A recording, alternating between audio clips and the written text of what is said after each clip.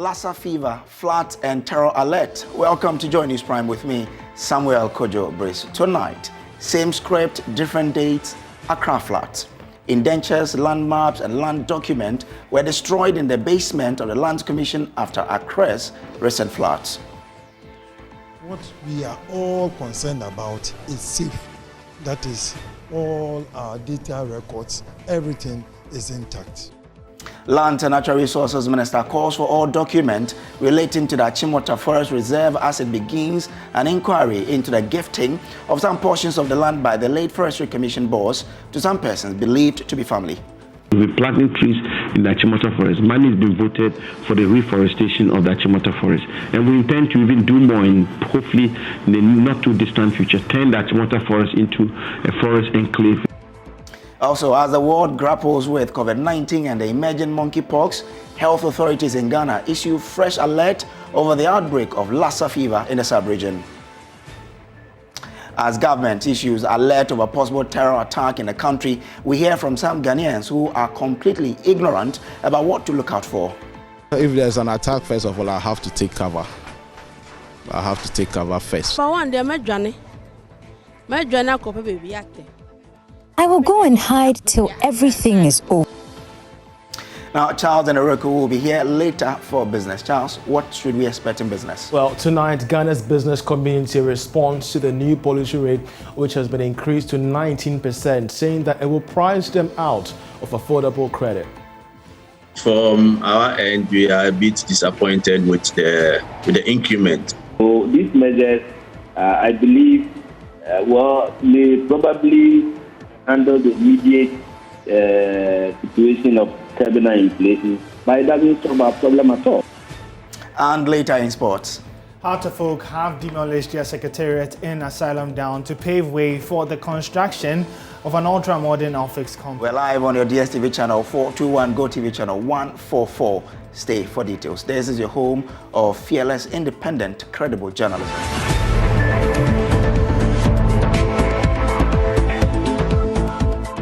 The Lands Commission has dismissed claims that late former Forestry Commission boss Kojo Owusu-Afriyie has acquired portions of the contentious Achimota Forest. According to the Executive Secretary James Datson, no allocations of the land have been made to any person, hence such claims are not true. He spoke to Joy News. That the minister has addressed the Achimota issues adequately.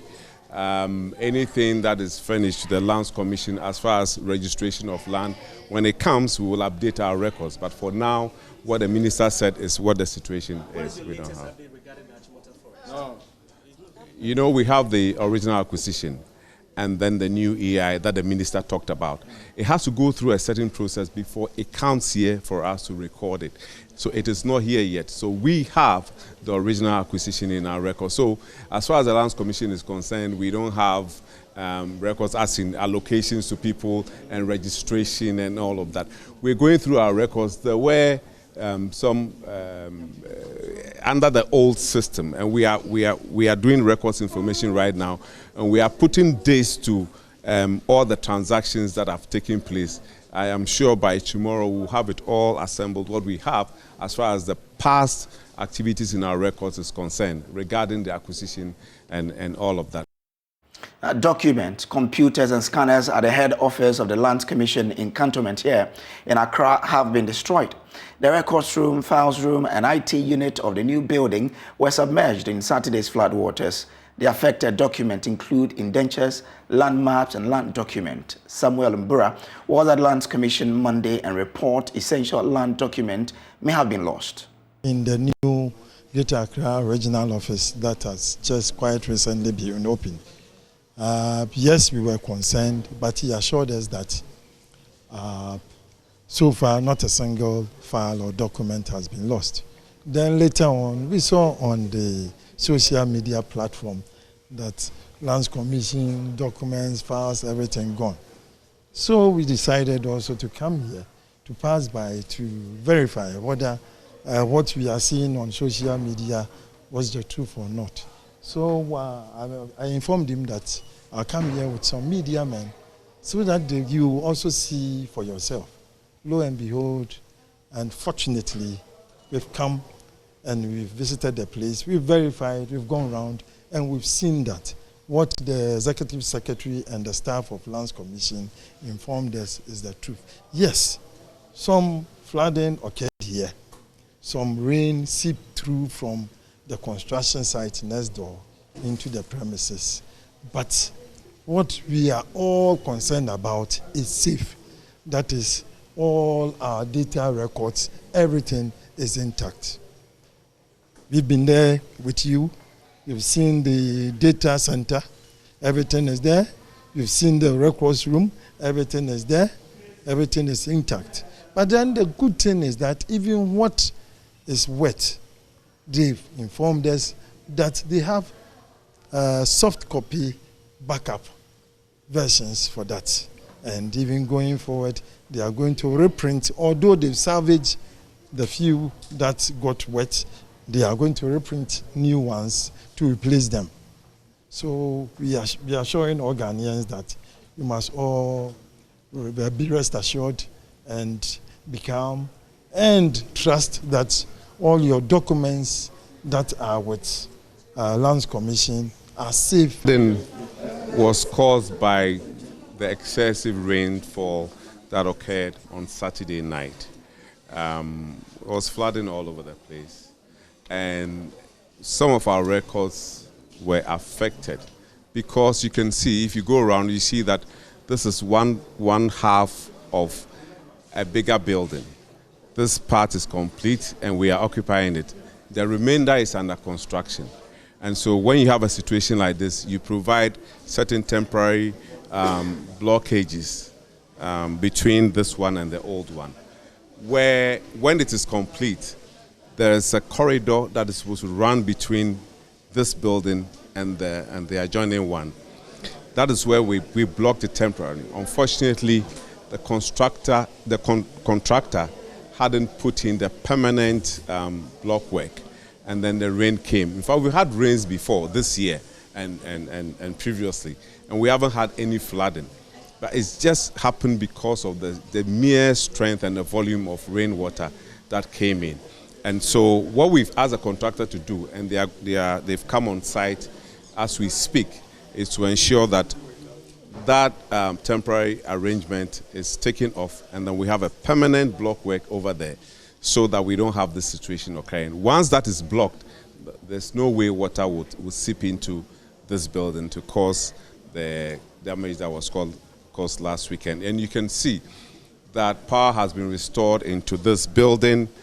Work is going on. There hasn't been any significant disruptions in our work. We had good sunlight today, so those that were affected by the rain, we took them all out. The boxes, some of them got destroyed. You can see we've packed them outside. The data in them, the hard copies, have been retrieved. We've called our consultants, Top Archives. They brought in the boxes.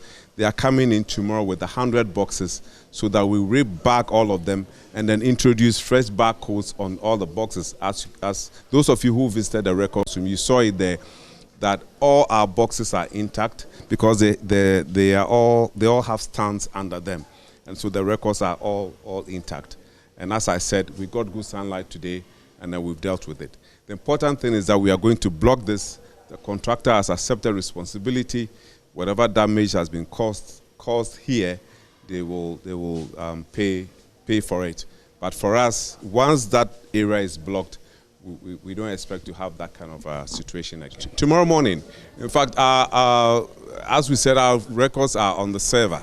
And once we reconnect tomorrow, we'll have full service from tomorrow morning. We are restoring everything back. Power has been restored, and the IT system is in place. So tomorrow morning, the public can call on us, and we'll start rendering service to them. Yeah. So same script, different dates. We are struggling to deal with the Accra flood. But what has government been doing over the years? Our research desk has made some checks on what government has been doing since 2018, and Kofi Ajay is here with that. Kofi, what do we know, or what have we gathered? Right, Grace. So since 2018, government has implemented two separate programs, one in 2018, one in 2020. And so if you look at in terms of distillation contracts.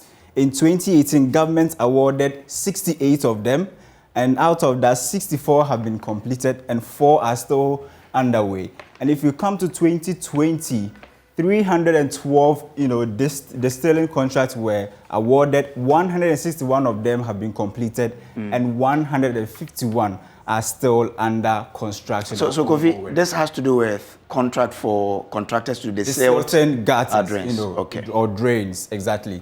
So if you go to construction of new drains or construction of drains, actually, in 2018, total number of contracts given were 90. And then 40 of them have been completed, 50 are still ongoing. And if you look at the 2020 column, 115 contracts were given for drains to be constructed, and 0 have been completed. 115 are still under various stages of completion.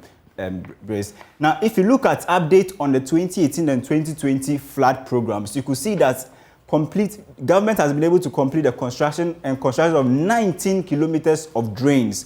So 19 kilometers of drains have been completed from 2018 till now, and this is from the the ministry's own program-based budget. That's Ministry of Works and Housing. And if you look at it, more than 1,000 kilometers of drains have been, excavated, re-channeled, and then, maintained across the country to, curb the situation of flooding, the perennial flooding in the country. But it seems, in spite of all this, we are still having the situation that we still have since 1960, Brace. Interesting there. Let's see how we can deal with it permanently. Thank you, Kofi. Now, let's still stay with this. And heavy downpour over the weekend left part of the Kaswa-Accra road blocked with silt and stagnant water, making it difficult for cars to move on that stretch. Commuters were stuck in hours of traffic. An MTTD official at the location blamed the situation on a choked drain near the road. He stated that having just water on the road after such a downpour is normal, but the heavy mass of sand from drain was not expected. Michael Ashley was at the scene earlier today and reported about the incidents on the AM show.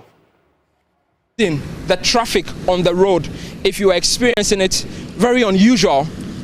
It's because of this mud that is sitting right here in the middle of this stretch, not far from the West Hills Mall, and also just before you get to the toll booth. All the drivers and commuters I spoke to earlier tell me it was worse off than what you are seeing now. But at least some relief from the Ghana Police Service together with the MTTD folks who are here trying to salvage the situation to help ease the traffic. This is supposed to be a drain. For a highway, there's a very big drain here, but you can see the water stagnant, filled with silt, and some of it still sitting here. A lot of work, I must say, has been done by this vehicle, this heavy-duty machine here, trying to free this stretch of the road of silt. I'm told this is not the first time it's happening, that every single time there's a downpour, this is what drivers, commuters would have to endure, have to go through every day in order till the water recedes. How long ago since you came here? What time did you get here? I got here at 6:15. 6:15 in the morning? Yeah. What was the situation?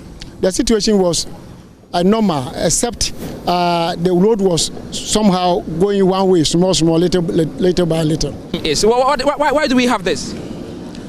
Well, when it rains, I think the debris gather itself to come and swallow the road. Okay. And that is all the point.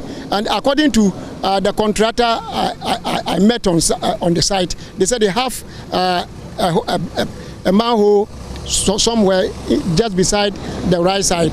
And when it rains, some of the debris come inside and they desilt it. And that thing has not been done. That is why it is causing problem all the time. Now, residents of Sekeni Takoradi Metropolis are not pleased with what they refer to as total neglect of one of the major highways in the city. They are blaming leadership failure for the state of many roads in the western region. I was there earlier today to see things for myself. The Kojo Chrome Nkrofo Junction portion of the Takoradi Cape Coast Highway is a very vital road because of how it connects Ivory Coast to Ghana. Yet, it has been left in a very deplorable state for years without any meaningful action.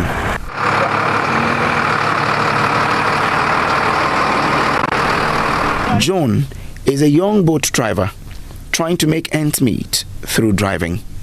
He says the nature of the road is frustrating their work. It's very frustrating because at times, especially whenever it rains, it's very difficult to use the rain. And aside that too, it causes a lot of traffic on the road. So at least I'm pleading to the authorities. They should come and do something about the road. It's very bad. It's very bad. Ejata is a driver of over 20 years experience, driving from the western region to the Greater Accra region. He tells me the nature of the road is troubling.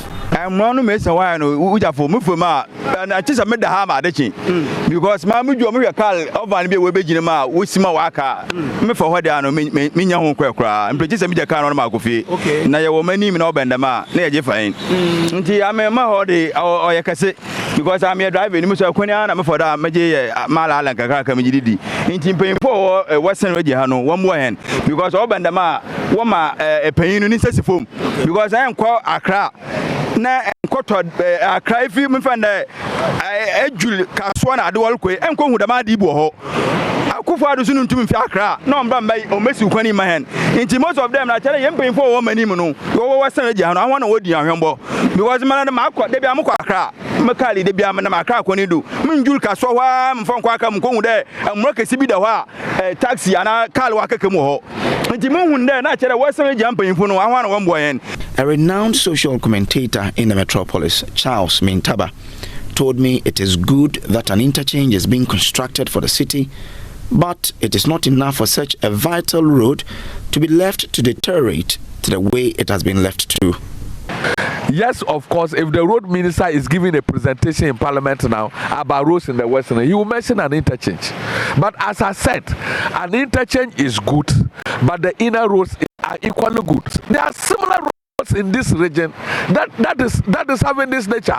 If the president and the road minister they are listening, it whatever is the problem that this road cannot be fixed, they should surprise the people of Western region.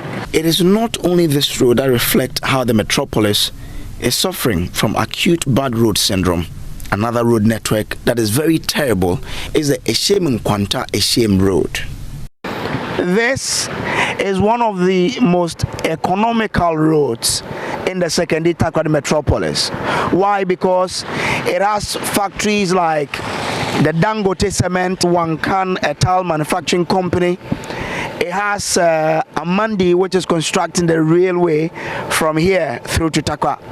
It has several other companies that it is classified, like I said, as one of the most economical roads in the metropolis. Yet, it is one of the most deplorable roads you find in the Secondary Takoradi metropolis.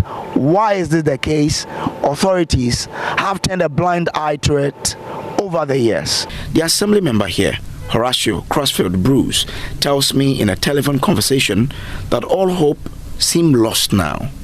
We have made several attempts, several road blocking and a whole lot.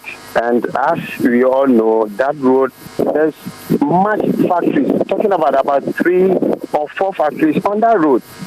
So we are even confused how still the road is not even unattended to. He's pleading with the president to attend to their road. I'm pleading that the president should anxiously make sure it's part of the priority road that the minister has promised.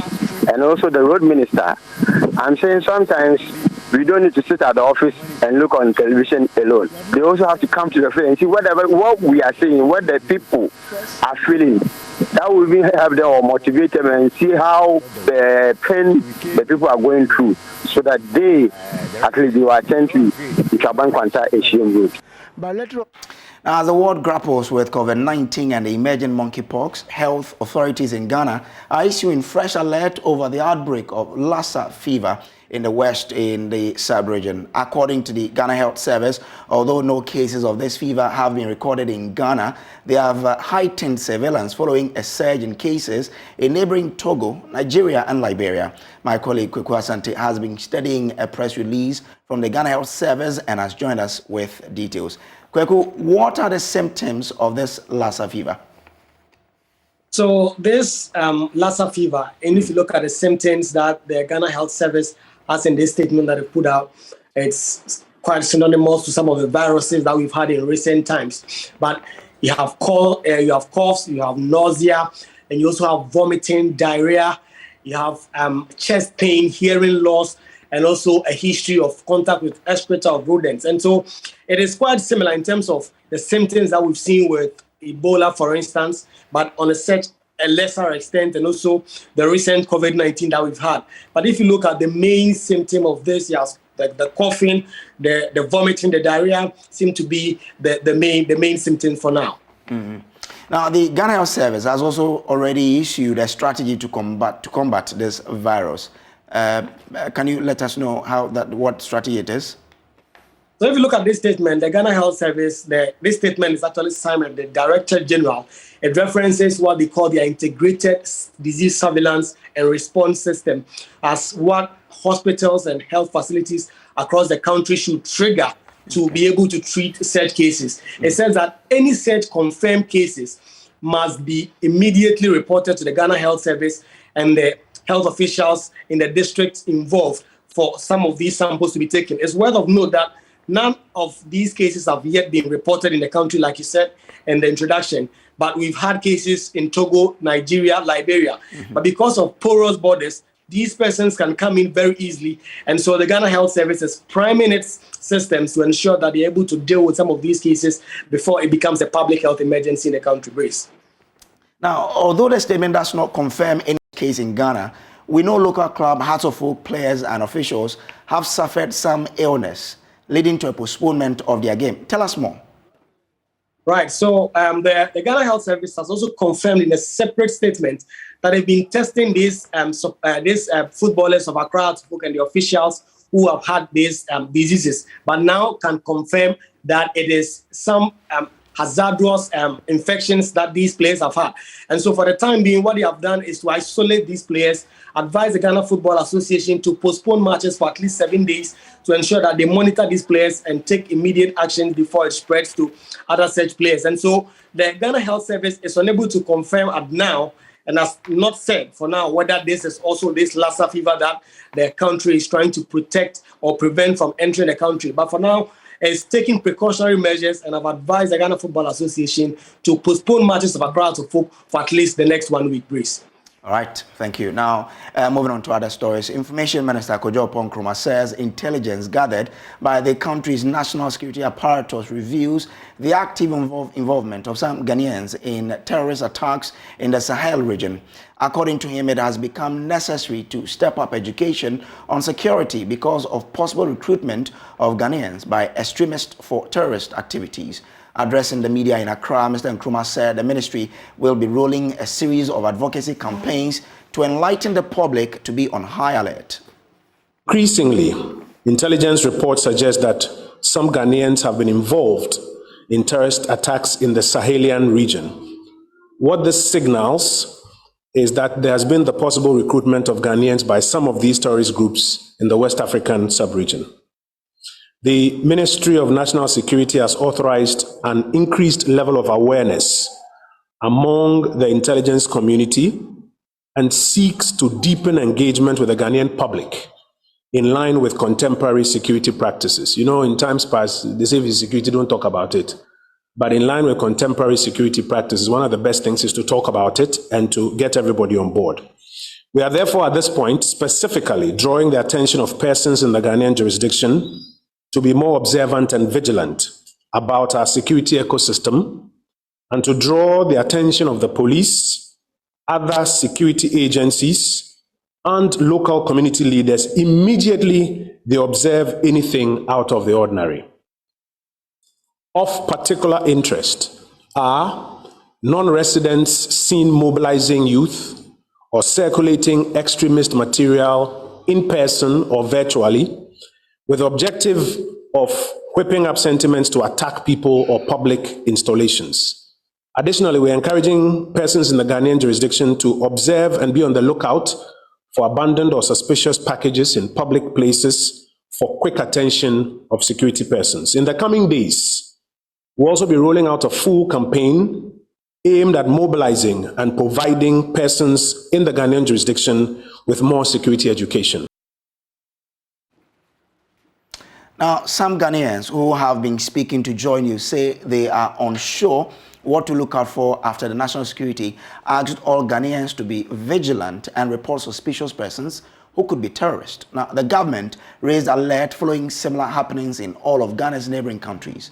Information Minister Kojo Sunday announced the commencement of various activities to improve the security consciousness of Ghanaians following increasing terror attacks and what he described as worrisome intelligence report close to our borders. Here are traders from the Malata market. If there's an attack, first of all, I have to take cover. I have to take cover first. I have to protect myself first. If there's a terrorist attack and they are using gun and there is a first shot, first you have to go down. You don't stand up because when you are up, you can easily be hit by a strange bullet. So that's what I'll do first. And the next thing I'll do is to be able to make a call, to call the police or any other body that I think is can help take care of the situation. Number one, they're my journey. My journey, copy baby ate.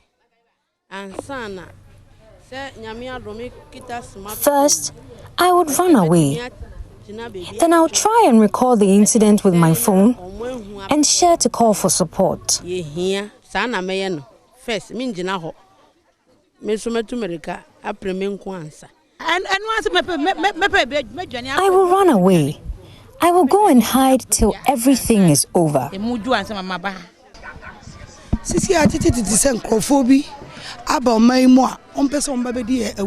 just hearing this alert. We do not know what to do. As a trader, I won't know if any customer has any weapon or bad intention. This hasn't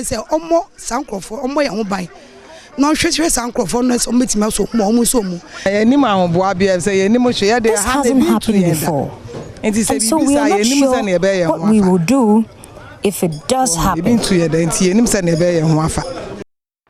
We can now take a look at times when we have heard of Ghanaians joining terrorist groups. And Kofi Ajay is back with me in the studio. Kofi, how much do we know when it comes to Ghanaians who have joined any of such groups? All right, Brace, we'll go to that shortly. But before that, you should know that in the first quarter of this year, there have been 340, terrorist attacks, and 49% of them have been from the sub-region, and that's why we are actually keen on this issue. But if you should look at Ghana's situation in 2015, if you recall, there were the ministry confirmed at least 2 Ghanaian citizens who joined ISIS in 2015. Now let's go into the details. And the first person we are looking at, Mohammed Nazir Note Alima. He was a 25-year-old university student who contacted his family on August 16, 2015, to inform them he had joined the jihadist group, which is ISIS, and then the second person, his identity was unknown. And if you should look at the 2009 case, if you should remember, Umar Farouk Abdul Mutalab, he was a 23-year-old Nigerian, and he tried bombing an airplane with 278 passengers on board and 11 crews on board, and then he started his journey actually from Accra to Lagos to Amsterdam to Detroit. The plane was Detroit bound, and he tried bombing the plane, and then he could not succeed. But if you look at this map, you could actually see the concentration of terrorist attacks and deaths. You should just look at the heat map, and you could see that most of the concentration is either in sub-Saharan Africa or the middle Middle East, and then the northern part of Africa. And just as I mentioned, this first quarter of 2022, there have been 340, terrorist attacks, and then 49% of them have been from the, West African sub-region. And so this is actually more reason why we should be, concentrating more on terrorist attacks and then be doing more to make sure that we are on the right path. Oh, that's quite a picture there. We'll take a quick break here. We'll be back with more news here on the Joy News Prime.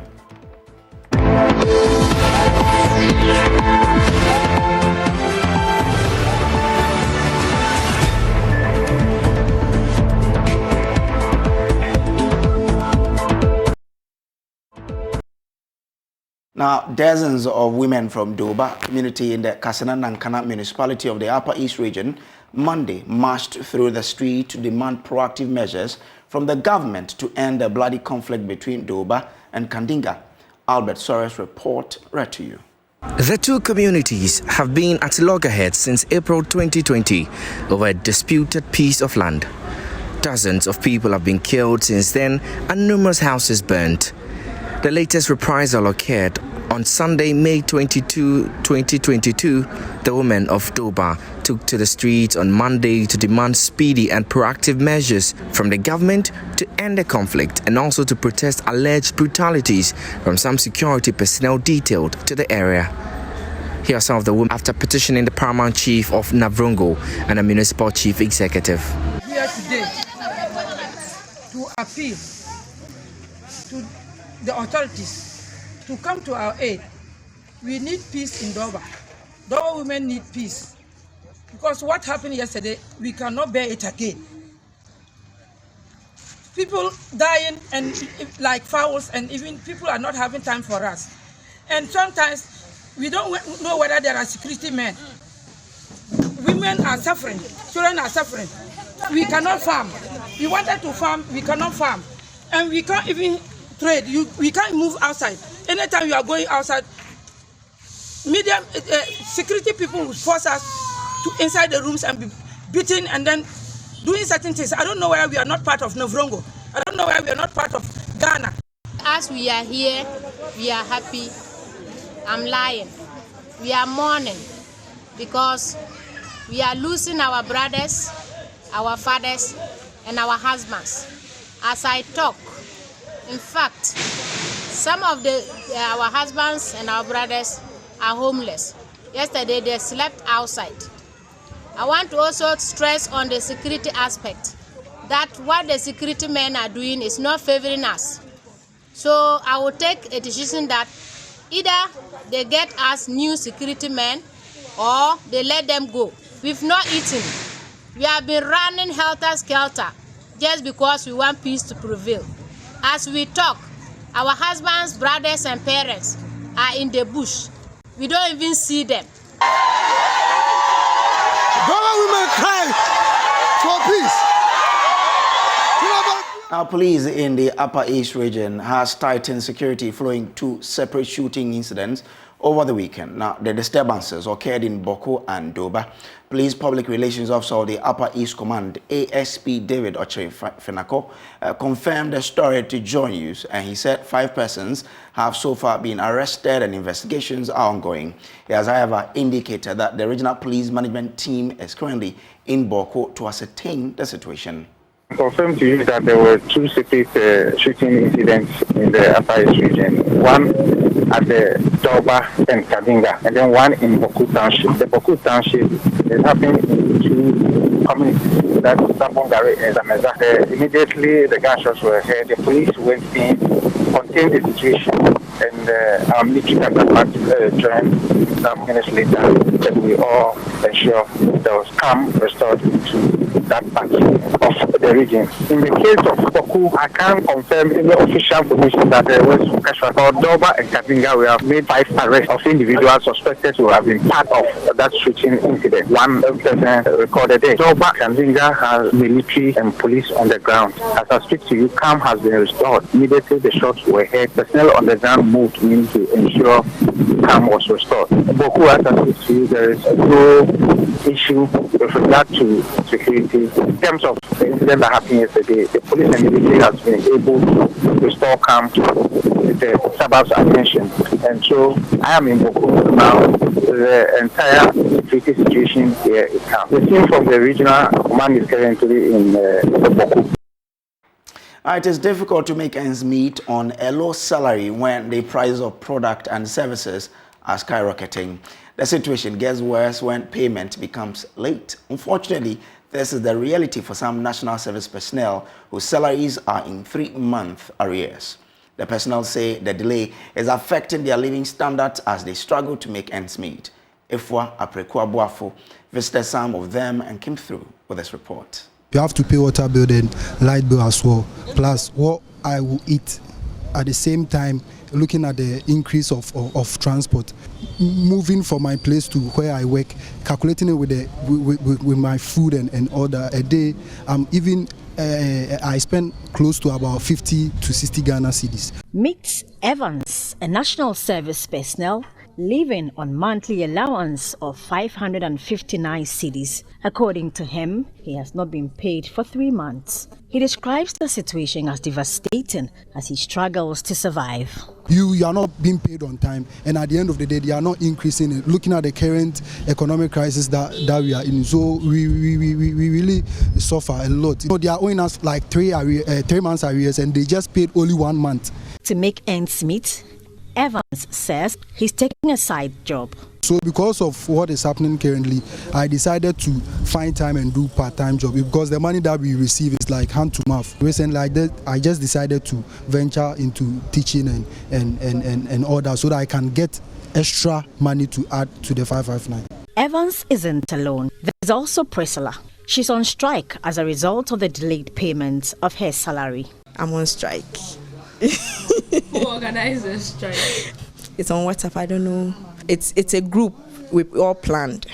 I'm just watching TV, just waiting for the government to pay us. Then we'll see what happens.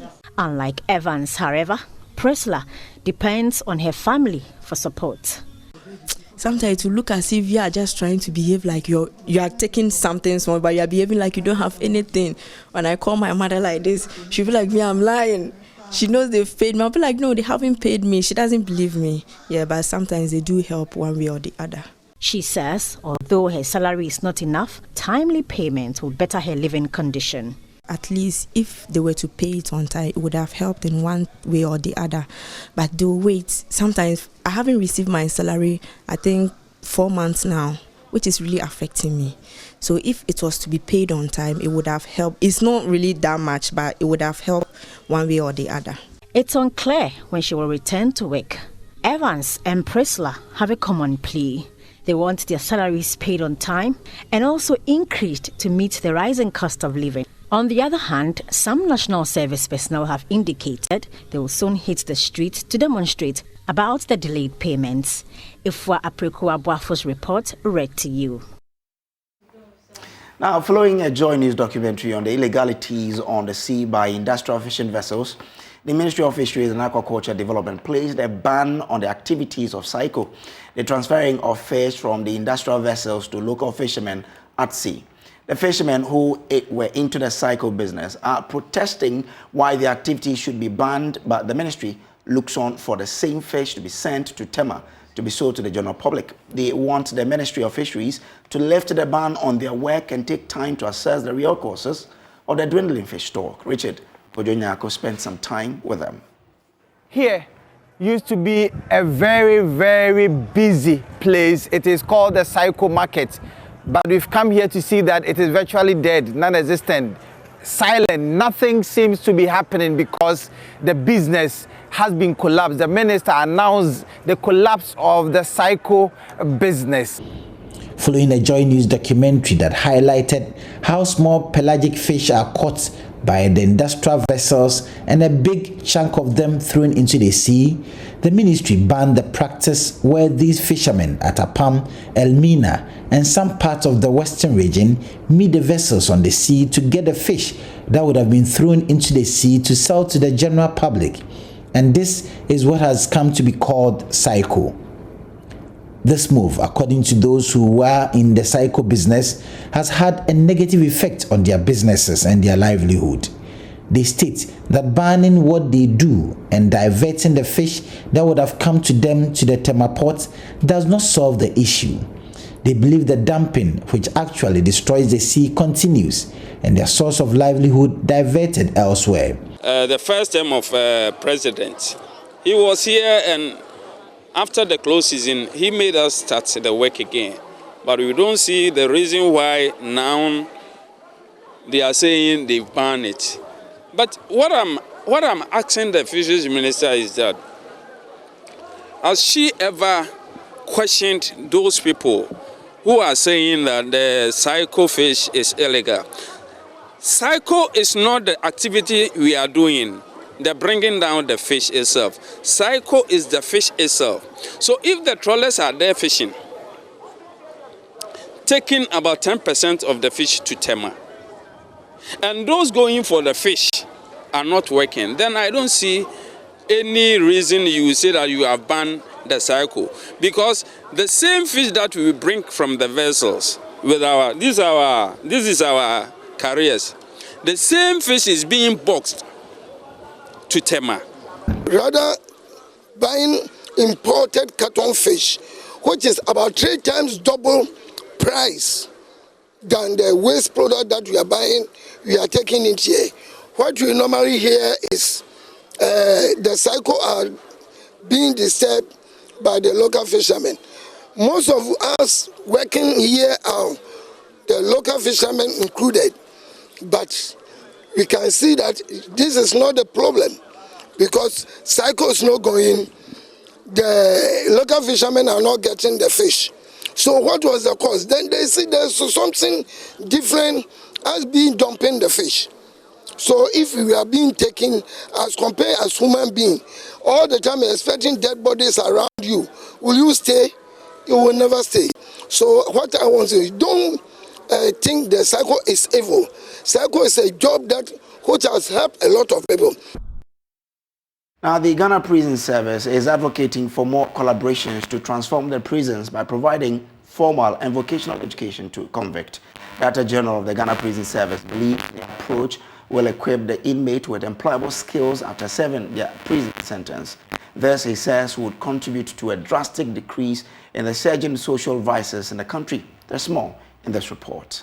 The Ghana Prison Service has since its establishment been tasked with the safe custody of convicts and the provision of reformation and rehabilitation for inmates. But its mandate has become critically evasive due to the exacerbating conditions at the prisons. Long term in jail under the alien state have rather rendered many convicts hardened criminals when released back into the society. Speaking at the launch of the Safwa project, Director General of Prisons, Isaac Kofi Ejui, noted a transformed prison is an effective panacea to the country's criminal justice system. Besides affording the prisons to supplement inmates feeding by the government, imparting agricultural productive skill in inmates has been one of the priorities of the service training interventions. Permit me to reiterate that it is a common knowledge that a country's criminal justice administration system can effectively succeed in addressing crime and social activities with a recourse to prison system that constitutes the last segment of the chain. An effective prison system, therefore, is the panacea to an effective criminal justice system. The Safwa project aims at unlocking the potentials of Ghana's inmates by equipping them with the requisite employable and vocational skills for easy reintegration into society. The initiative also seeks to end the social stigma and prejudice against ex-convicts through a public sensitization program. Amidst all the plenty challenges, Project lead Benedicta Safwa Asamoah hopes to reform the outdated criminal justice system in Ghana. This is going to be a life-transforming project that is going to touch lives to the core.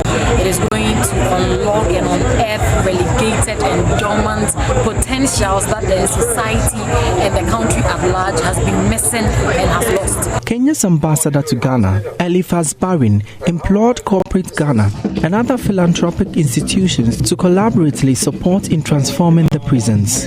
Once Mahatma Gandhi stated that if you want to change the world, begin with yourself. And that is what Safwa has boldly decided to do and taken a positive step in this gigantic task. I extend an appeal to those that are present here today, those Safwa has approached, and those that are watching and listening, to partner with her and to support this effort. I am a prisoner. I have no place, and I am subjected to the decrees of the law. For Joy News, Emmanuel Bright Kweku reporting. Who will take away the eternal shackles of pain?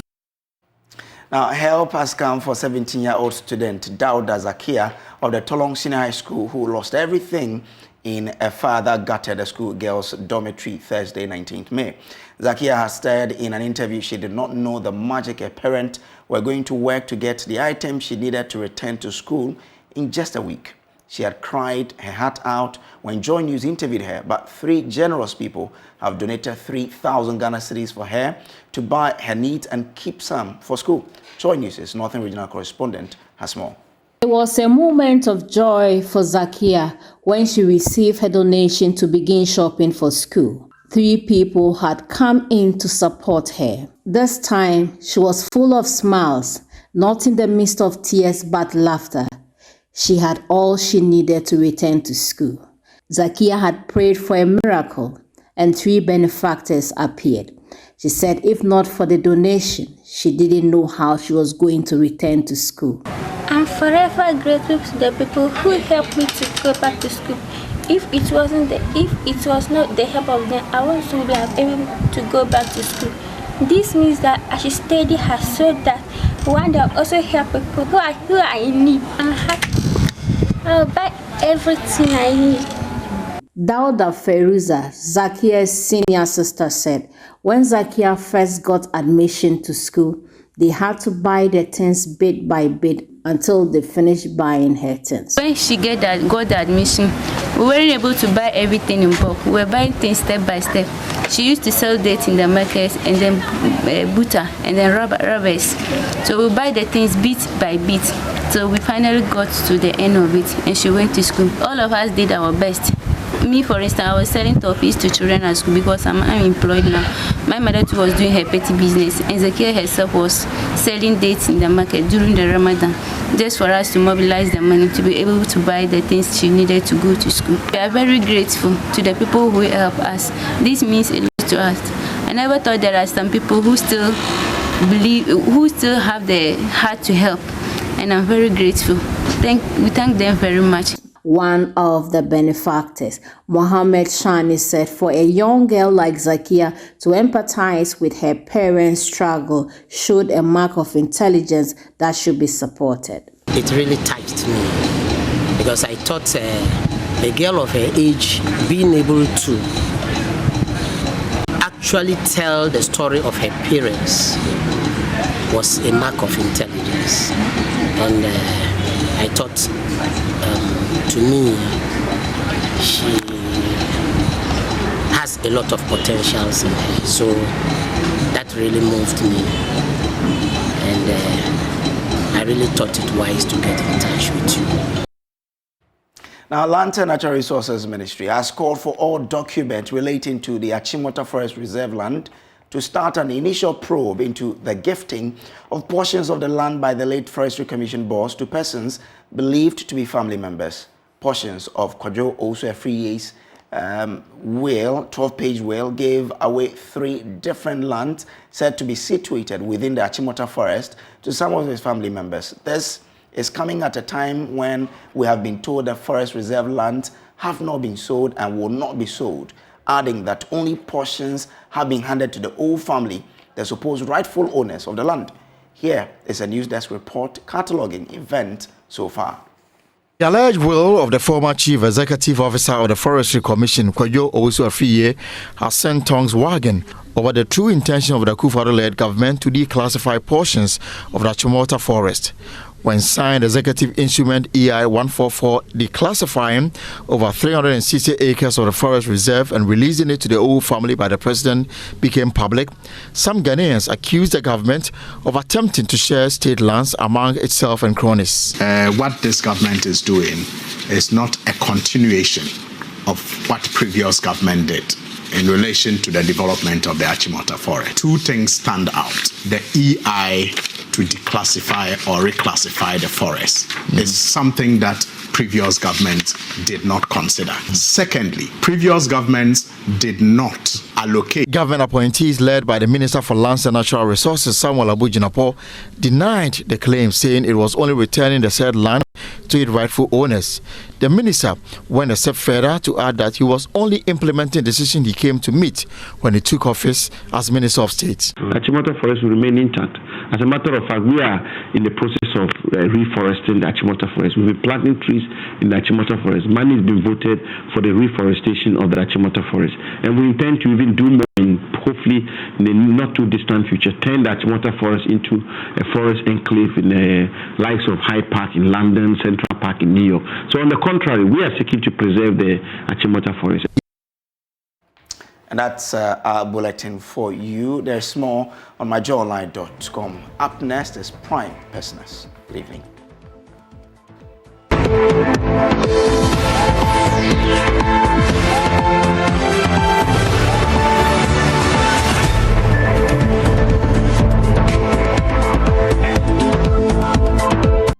Tonight on Business Prime, that's Prime Business, Ghana's business community responds to the hike in policy rates to 19%, saying the private sector will be priced out of access to affordable credit.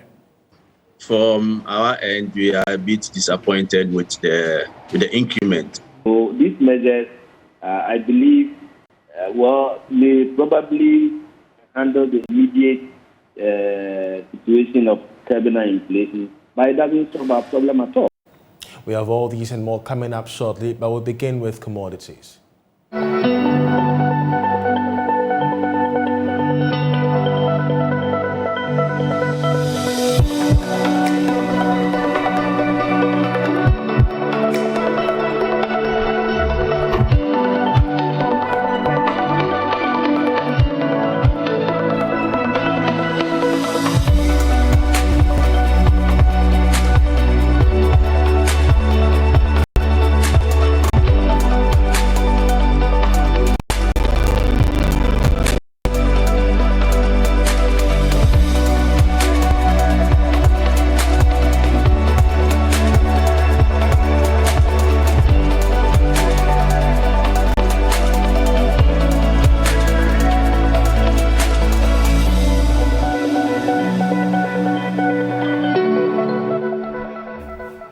Hello and welcome to Prime Business. I'm Charles Aite.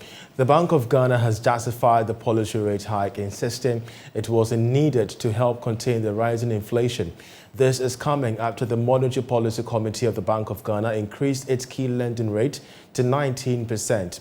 But Ghana's business community responds to the hike in policy rates, which is 19%, saying that the private sector will be priced out of access to affordable credit. Take a listen to the chief executives of the Association of Ghana Industries as well as that of the Chamber of Commerce and Industry. From our end, we are a bit disappointed with the increment, because our initial analysis on the sources of inflation clearly indicates where it's coming from, and that is the supply side constraint. So we made it clear, of which we also communicated to the central bank, that it may not be appropriate to immediately increase the policy rate, but to look at other supply side constraints and how we can incentivize the private sector to produce more, so especially from the food side. So we were actually not expecting an increment at this stage, but it has happened. But cumulatively, for the past 2 months, you realize that there have been over 4.5% increase in policy rates, and that's put a lot of pressure on businesses as well. Anytime the policy rate goes up, a lot of things happened, and the effect is largely felt by the private sector. They have their opinion, but we are also talking from the real sector and from the perspective of the private sector. One, the interest rate is likely to go up, even with the initial increment of 2.5% in March. We have witnessed an increase in interest rates, and the pass-through is not fully yet. We are expecting that it will increase further. So with a further increase in 200 basis points of 2%, we are expecting a very huge increase in interest rates, and that will affect the cost of production of businesses. The other effect also is the possibility of the high rates of the crowding out of the private sector. Anytime there is an increase in the monetary policy rate, the treasury bill rate also goes up significantly. So with a 4.5% increase to 19%, we are expecting that the treasury bill rate will also go up. And we have a trend where anytime the treasury bill rate goes up, you get the banks, instead of lending to the private sector, prefer to give money to the central bank or to government.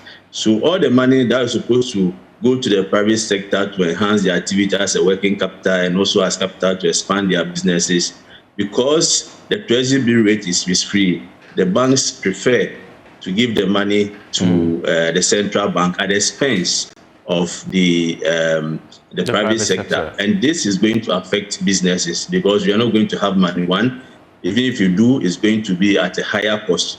The initial one of 2.5 increase in March actually has triggered a tightening of credit to the private sector, as is being indicated in the report.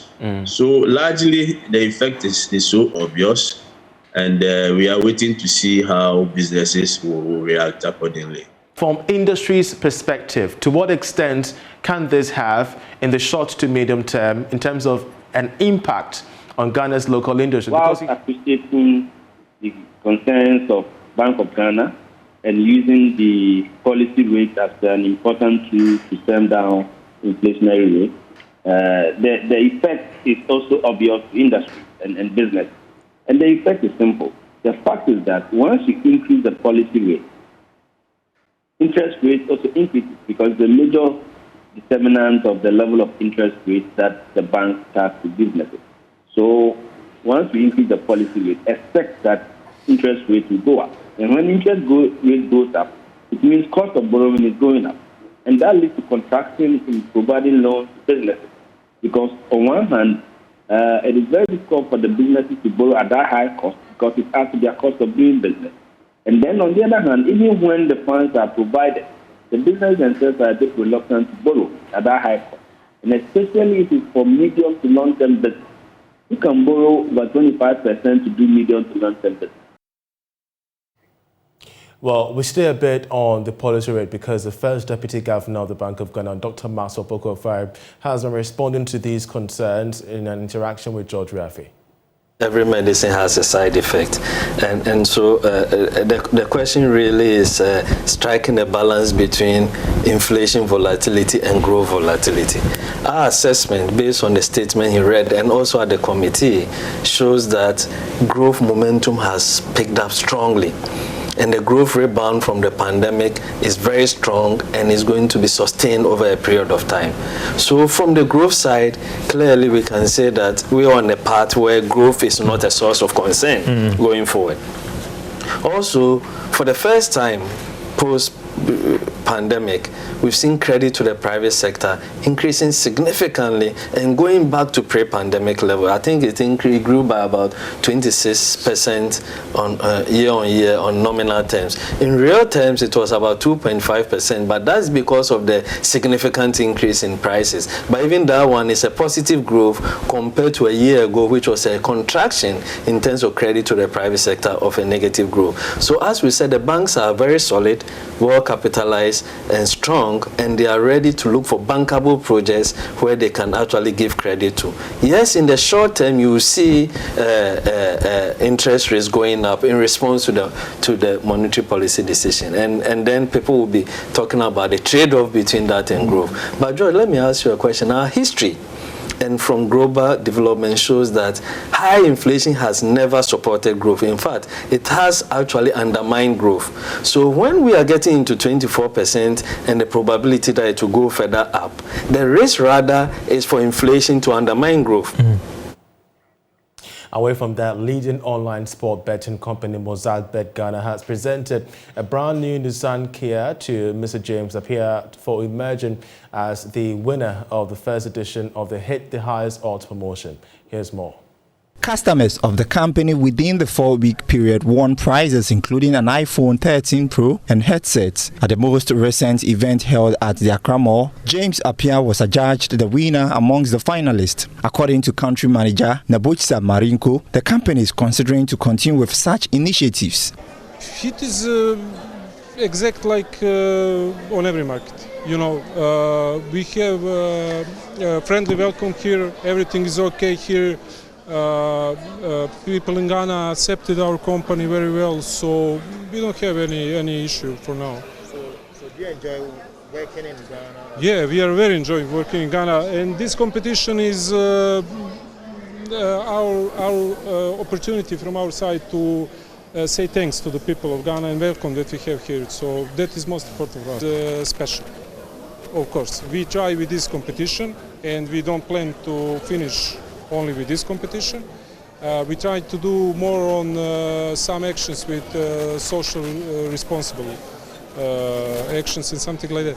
So we have our plans. You will see that in future. I hope that in the future we have a chance to meet again and spoke about many great things. You know, to be a betting company is not only about betting. It is what you have to give to the community, to society. Coming all the way from Brekum in Ghana's Bono region, James Appiah, who had previously won an iPhone 13 Pro, after winning the grand prize, expressed his joy. He entreated Ghanaians to participate in such events. Because as you can see, the competition was very tough, but in the end I won, so I'm very happy. But I just continued betting.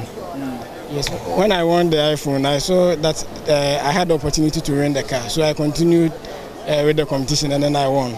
I would say thank you very much to Mozart Bet, because when they came, I thought it was a joke. That'll be it for the bulletin. We have Prime Sports coming up. Just stay with us.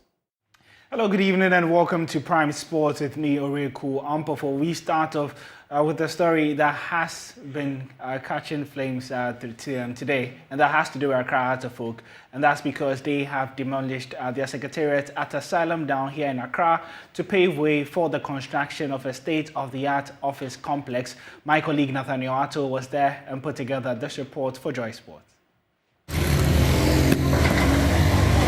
Well, just in case you can't recognize this place, this is that ground that used to house the Accra Hearts of Oak Secretariat. Guess what? A few moments ago, the heavy-duty equipment came in here and raised down all of this.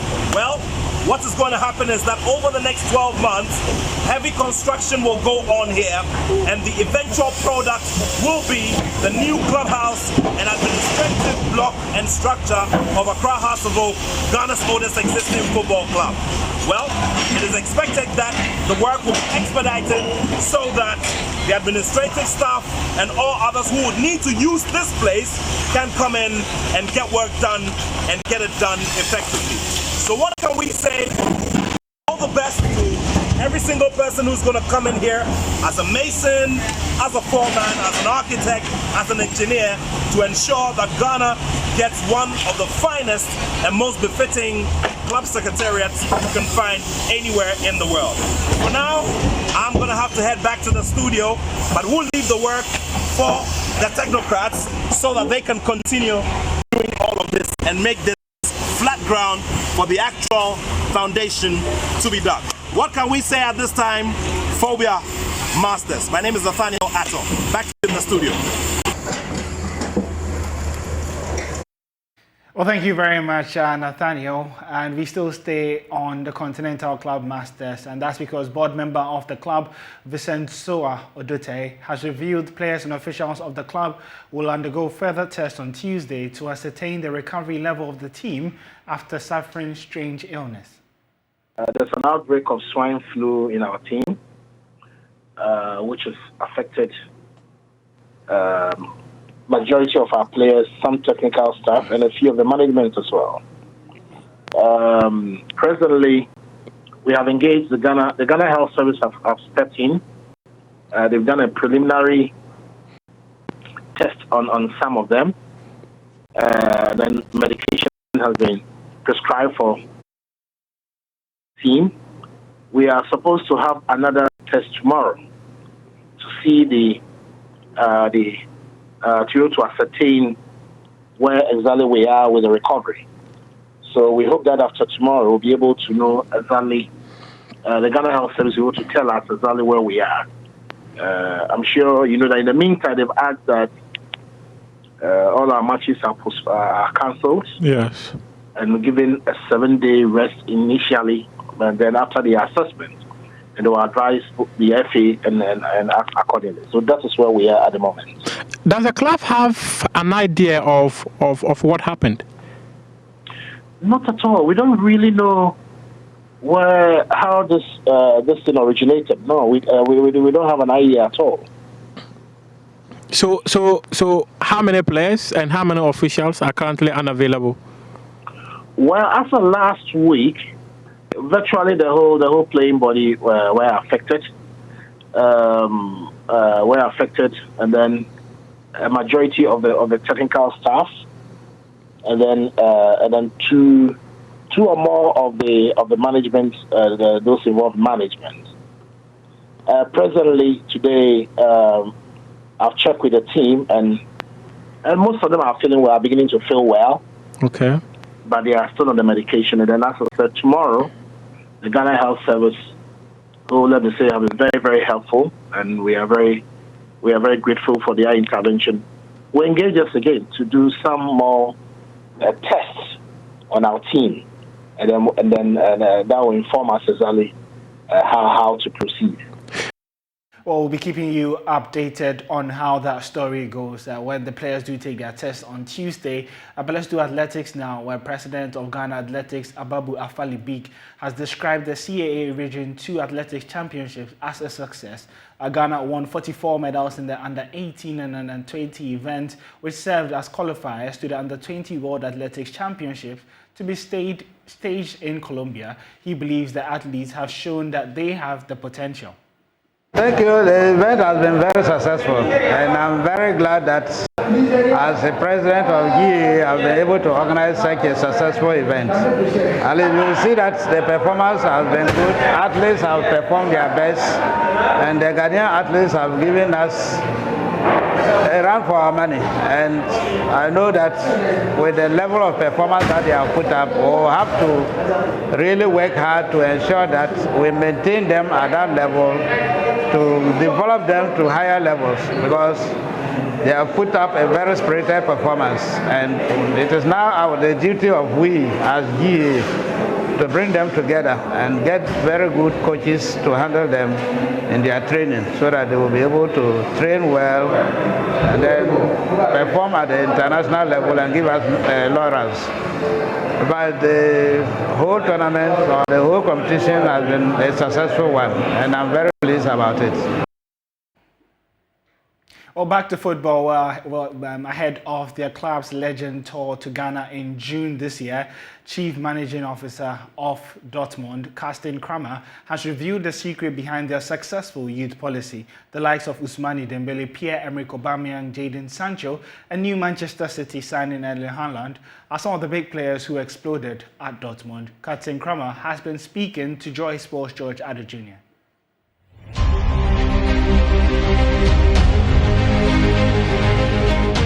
Let's crack this a bit, because no matter how we look at it, Haaland is one of the biggest stories. He won't be able to join. He's still not a legend. Maybe after his career. He's not coming. but it's still a big thing. He's huge. Yeah, he's a cool guy. Yeah. Cool guy, yes. Yeah. So let's talk about how you guys are constantly able to produce youngsters the world is chasing. And this is happening every other year. That there's a young man that you go for and the world will chase. And you give when you decide to give. What's happening? That's the negative aspect, that everyone is chasing the player after he's joining Dortmund. But on the other hand, it's also a kind of compliment for our scouts that we always scouted players who might be interesting for other clubs. Well, it's part of our DNA that we won't hire stars, but we will make young players to stars. The young guys know that they get some chances, real chances, serious chances to play on pitch, which is important for them. You just might take notice that Jamie Bino-Gittens, a new under 18 years old guy, got the opportunity to play on the pitch for the first 11.